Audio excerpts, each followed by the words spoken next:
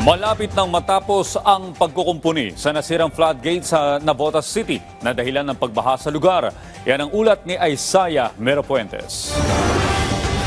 Mataas ang sikat ng araw sa Malabon at Navotas, pero maraming barangay pa rin sa lungsod ang lubog sa tubig baha. Sa bungad pa lang ng Navotas, sasalubong sa iyo ang tila malaking swimming pool. Mula dito kung saan ako nakapwesto ngayon, hanggang binti ko pa lang yung tubig.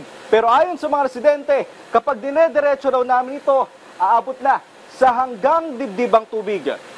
Gamit ang bangka, sinubukan namin pasukin ang mga lugar na may malalim na baha. Ang mga bahay, pinasok na ng tubig baha. Si Nanay Arlene, nakatitig na lang sa baha at ramdam ang perwisyong dulot nito sa kanilang lugar.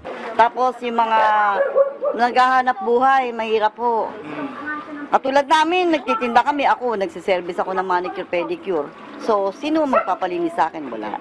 Ang tindahang ito naman, pinasok na ng baha. Ang mga kabataan, enjoy dahil mukhang extended ang summer vacation dahil ginawa na nilang mala beach ang kalsada.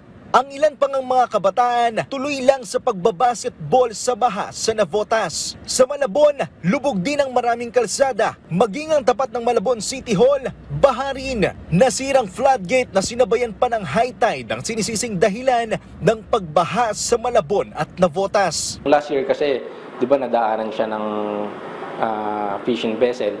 So ngayon, tingin ko nag-deteriorate na rin yung floodgate natin kaya nagkaroon na rin ng mga malfunction siya. Sa ngayon, nagpapatuloy na ang pagkukumpuni sa nasirang floodgate at target may saayos sa unang araw ng Hulyo. Sa kasalukuyan naman ay may libreng sakay ang lokal na pamahalaan ng Malabon at Navotas para sa mga residente. Isaiah Merapuentes para sa Pambansang TV sa Bagong Pilipinas.